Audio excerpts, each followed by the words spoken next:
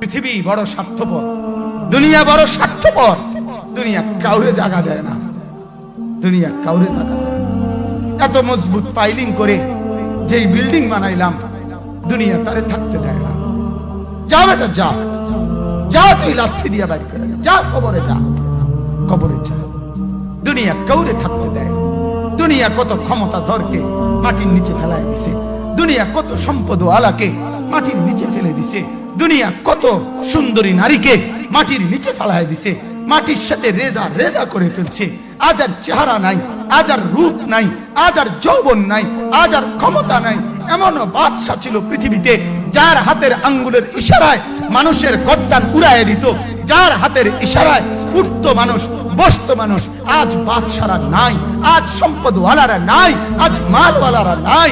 দুনিয়া কাউরে থাকতে দেয় না, কাউরে না দোস্ত, কাউরে দেয় না। দুনিয়া দাদারে আমার থাকতে দেয় নাই। আমার দাদারে আমি দেখছি, আজ আমার দাদা নাই। আমার নানারে আমি দেখছি, আমার নানা নাই। আমার দাদিরে আমি দেখছি, আমার দাদি নাই। আমার নানিরে আমি দেখছি, আমার নানি নাই। আমার বাবারে আমি দেখছি, 14 লক্ষ টাকা বাবার পেনশনের আমি সব ডাক্তারের পিছনে খরচ করে ফেলছি, বাড়ির ফসলের জমি বিক্রি করে ফেলছি। আমার বাপ যেন না মরে বারবার বারে হসপিটালে নিছি, কিন্তু দুনিয়া আমার বাপকে থাকতে দেয় নাই। আমার বাপ কবরে চলে গেছে। দুনিয়া কাউরে থাকতে দেয় না, কাউরে না, কাউরে না, কাউরে না, কাউরে না। আমার বাপ দুনিয়া কাউরে থাকতে দেয় না। তুমি থাকবা না, তুমি থাকবা না। দুনিয়ার ধোকায় পড়ো না বাপ, দুনিয়ার ধোকায় পড়ো না। মাকে বুঝান, আজ মারা বেসামাল হয়ে গেছে, আজ বোনেরা বেসামাল হয়ে গেছে, বেপরদার উৎসব তুলে দিছে। এটা যেন আল্লাহর সাথে যুদ্ধ করছে। আল্লাহ করোনা না, তুমি আরো কিছু দাও, আমরা বেপরদিকে ছাড়বো না। যুবক ছেলেগুলো যেন বলতেছে, আল্লাহ তুমি করোনা দেওয়ার চাই দাও, অশ্লীল ছবি দেখা, ফেসবুকে নর্তকী দেখা আমরা ছাড়বো না। দেখি তুমি কি করতে পারো, তুমি যা করার করো।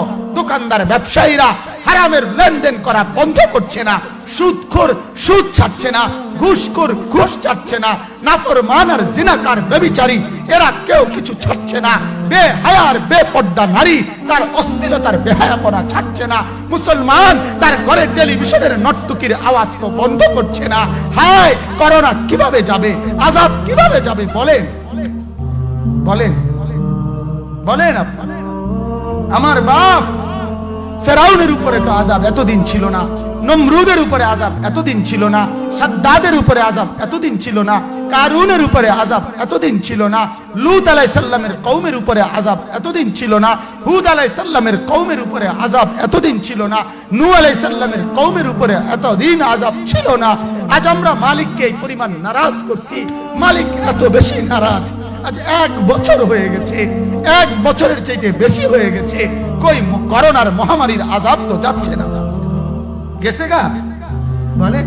আমাদের লক্ষ লক্ষ বাচ্চার পড়ালেখা বন্ধ, এরা নষ্ট হওয়ার চূড়ান্ত পর্যায়ে পৌঁছে গেছে। মোবাইল এদেরকে শেষ করে দিছে। লক্ষ লক্ষ ছেলে। গতকালকে এক মা আমার আত্মীয় ফোন দিয়া বলতেছে, সকাল 10টায় বাচ্চাটা ঘর থেকে মোবাইল লইয়া বাইর হইছে, রাতের 10টায় মা তারে ফোন দিয়া বলছে, বাপ ঘরে আসতি না, ভাত খাইতি না। বাচ্চা তারে বলতেছে, তোমার অসুবিধা কি, তোমার সমস্যা কি? মা এই কথা বইলা কায়দা দিছে যে শোনেন হুজুর কদ্দুর দোয়া করো। এক বাচ্চা, এক ছেলে, সে যদি তার মাকে কথা বলতে পারে, তার মানে গুনাহ তারে এত মজা দিয়া দিছে, ফেসবুক তারে এত মজা দিয়া দিছে, ইউটিউব তারে এত মজা দিয়া দিছে, নর্তকী তারে এত মজা দিয়া দিছে, গুনার দৃশ্য তারে এত মজা দিয়া দিছে, সে মাকে ধমক দিচ্ছে। রাত 10টা বাজলে কি হইছে, রাতের 3টা পর্যন্ত দেখলে তোমার সমস্যা কি? আমার আখিরাত আমি নষ্ট করলে তোমার অসুবিধা কি? আমার জাহান্নাম আমি ঠিক করে নিলে তোমার সমস্যা কি? আল্লাহ আমাদেরকে মাফ করে দেন, আল্লাহ আমার জাতিকে মাফ করে দেন।